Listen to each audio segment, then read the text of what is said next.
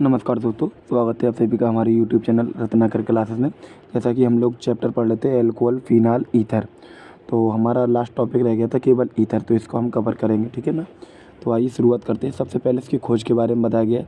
तो ईथर की खोज की थी रेमंड लली ने। हिस्टोरिकल क्वेश्चन वगैरह बहुत कम आते हैं, सिर्फ रिएक्शन से क्वेश्चन आते हैं, तो आप रिएक्शन पर ध्यान रखेंगे और जहाँ आपको इंपॉर्टेंट पॉइंट बता दिया जाए वहाँ पर। इसका क्रियात्मक समूह होता है ये ऑक्सीजन। देखो जल का व्युत्पन्न भी मानते हैं इसके। तो ये जो जल का फॉर्मूला, जल का हाइड्रोजन व्युत्पन्न किसको माना जाता है? ईथर, क्योंकि जल में 2 H होते हैं, आपको पता है। हालांकि इसमें पॉइंट में हमने ऐड नहीं किया है। जल में 2 H हैं, दोनों H की जगह अगर R लगा दें हम तो हमारा बन जाएगा ईथर, ठीक है ना। ईथर का फॉर्मूला होता है ये, ठीक है ना। लेकिन जब इसमें R लग जाएगा, ये वाला फार्मूला जनरल लिख के आता है ये, जब इसमें R जुड़ेगा तो ईथर ये रहेगा। तो देखिए, जब क्रियात्मक समूह 2 समान एल्केन समूह से जुड़ा होता है तो उसे सामान्य ईथर कहते हैं। यानी कि ये हमारा हो गया ईथर का फार्मूला। और इसमें देखिए R की जगह सेम रखा है CH3, R की जगह रखा है CH3 और CH3 होता है आपका मैथिल। तो ये हो जाएगा हमारा कौन सा, 1 और 1 2 मैथिल होगा तो डाई मैथिल ईथर। ये फार्मूले के लिए ईथर लगा देंगे तो फार्मूला बन जाएगा हमारा डाई मैथिल ईथर। तो अगर दोनों ग्रुप समान है तो सामान्य ईथर या सम्मित ईथर आता है, और दोनों ग्रुप असमान है जैसे कि यहाँ पर, इसको बोलेंगे मिश्रित ईथर या असामान्य ईथर। ये आपको ध्यान रखना है, ठीक है। क्रियात्मक समूह 2 भिन्न एल्कोहल समूह से जुड़ा हो तो उसको क्या बोलेंगे, असामान्य ईथर या मिश्रित ईथर, ठीक है। तो आइए नेक्स्ट देखते हैं। आइए नेक्स्ट है ईथर का नामकरण। तो ईथर का नामकरण क्या है? साधारण पद्धति में देखिए, पद्धति में नामकरण समूह के एल्किल समूह के आधार पर करते हैं। एल्किल समूह कौन सा है? सम्मित ईथर, जैसे दोनों है तो डाई एल्किल ईथर। देखिए सम्मित के लिए क्या है, डाई एल्किल ईथर, और असम्मित के लिए अभी आपको बताते हैं। असम्मित में हो जाएगा छोटा एल्किल समूह पहले और बड़ा वाला बाद में। जैसे यहाँ पर सम्मित में दोनों समान है तो डाई मैथिल ईथर, यहाँ पर दोनों एल्किल समूह समान है तो डाई एथिल ईथर। अब देखिए इतना पार्ट C2H5 होता है एथिल और CH3 होता है मैथिल। इस वजह से यहाँ पर मैथिल आपके 2 हैं, 1 और 1 2, तो ये डाई मैथिल ईथर, और यहाँ एथिल 2 है तो ये हो गया डाई एथिल ईथर। अब बात करते हैं असम्मित ईथर की। असम्मित में छोटे व सरल एल्किल समूह का नाम पहले, बड़े व जटिल एल्किल समूह का नाम उसके पश्चात करते हैं, ठीक है ना। यानी कि बस पहले छोटे वाले के नाम बाद में बड़े वाले के, जैसे ये है तो पहले मैथिल फिर एथिल और हो जाएगा ईथर। ये वाला एथिल और प्रोपिल ईथर, तो C3H7 होता है आपका प्रोपिल जो यहाँ पर लिखा है, ठीक है।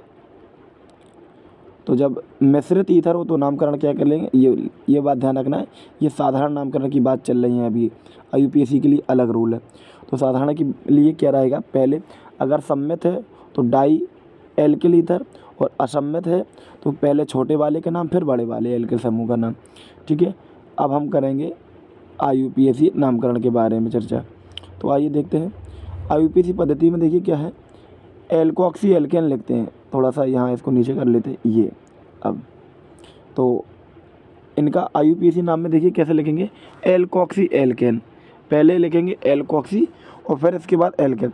ईथर में उपस्थित एल्किल समूह भिन्न भिन्न है तो मूलक को एल्कोक्सी लिखते हैं। देखिए अब देखिए, अगर सेम है तब तो क्या रहेगा हमारा मैथॉक्सी, 1 कार्बन वाले के लिए मैथॉक्सी फिर मैथेन, और यहाँ पर 2 कार्बन है तो एथॉक्सी एथेन। लेकिन जब आपका मिश्रित आ जाए तो जो एथेन देना है वो एथेन भी बड़े वाले में ही देना है, ऑक्सी कहाँ देना है, छोटे वाले में।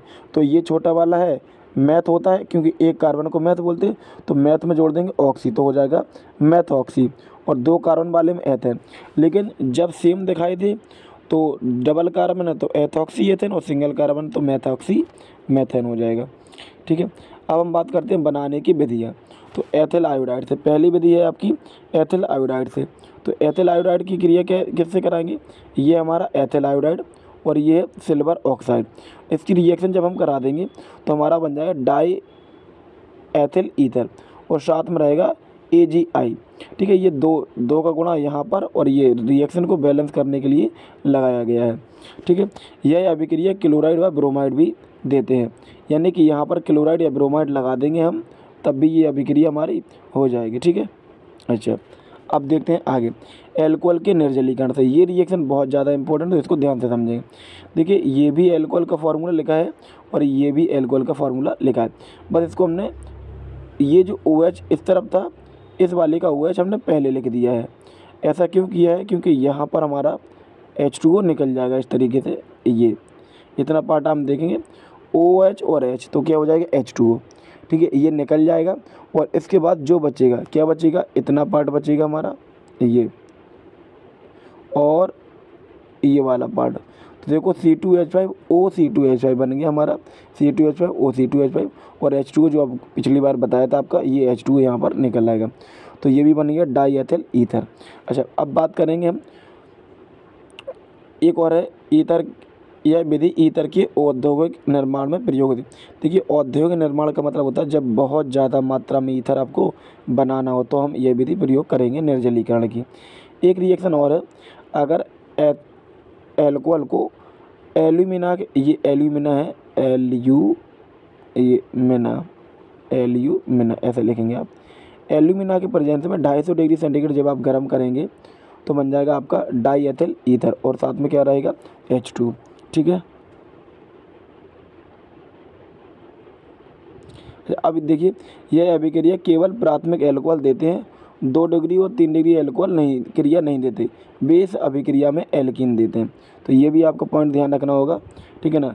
कभी कभी क्वेश्चन आता है कि 2 डिग्री और 3 डिग्री एल्कोहल से हम निर्जलीकरण के द्वारा ईथर क्यों नहीं बना सकते, तो उसमें बताना, क्योंकि अगर उसका निर्जलीकरण करेंगे तो वो एथिलीन देगा, एथिलीन मतलब एल्कीन देगा। ठीक है, एथिलीन प्रोपीन वगैरह। विलियमसन संश्लेषण, ये इम्पोर्टेंट है, विलियमसन संश्लेषण वाली। इसमें क्या है? जब एथिल ब्रोमाइड अथवा एथिल आयोडाइड को सोडियम एथाऑक्साइड के साथ, ये देखिए यहाँ से थ्योरी है, एथिल आयोडाइड और ये सोडियम एथाऑक्साइड की क्रिया करा देंगे तो हमारा क्या बन जाएगा? ये बनेगा ईथर और ये बनेगा सोडियम आयोडाइड। ठीक है। अब देखते हैं नेक्स्ट, ग्रेगनार्ड अभिकर्मक से कैसे बनाएंगे। जब मोनोहेलोजन युक्त ईथर की क्रिया ग्रेगनार्ड अभिकर्मक से कराते हैं तो ईथर प्राप्त होते हैं। तो ये हो गया मोनोहेलोजन। देखिए अगर यहाँ पर हम CH की जगह एक Cl था, यहाँ CH3 होना चाहिए था, तो लेकिन एक H हटा के Cl लगा दिया, तो ये हो गया मोनोहेलोजन युक्त ईथर की क्रिया किससे कराएं? ग्रेगनार्ड अभिकर्मक से। तो बन जाएगा हमारा OH ईथर। कौन सा? ये एथिल ईथर है, डाईएथिल ईथर, CH3CH2 और CH3CH2, ये हो गया, और बनेगा क्या? MgICl। चलिए नेक्स्ट देखते हैं। तो हमारे 1-2 बनाने की विधि और रह गई, इसके बाद रासायनिक गुण के नेक्स्ट लेक्चर में बात करेंगे।